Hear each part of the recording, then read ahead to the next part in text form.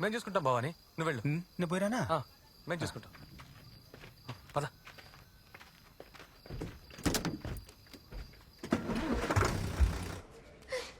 రండమ్మా.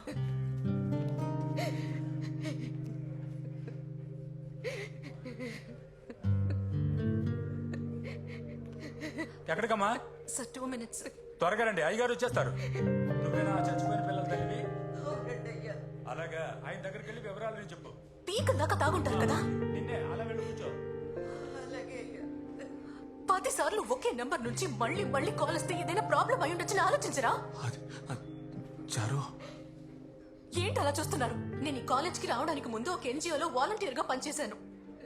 అప్పుడు కంప్లైంట్ వచ్చిందని ఆ అబ్జర్వేషన్ హోమ్ కి ఇన్స్పెక్షన్ కి వెళ్ళాను. అప్పుడే మొదటిసారి ఆ పిల్లలు నాకు పరిచయం అయ్యారు. ఆ హోమ్ లో జరిగే దారుణాల గురించి నాతో చెప్పారు. కానీ నేను లీగల్ గా ఏమీ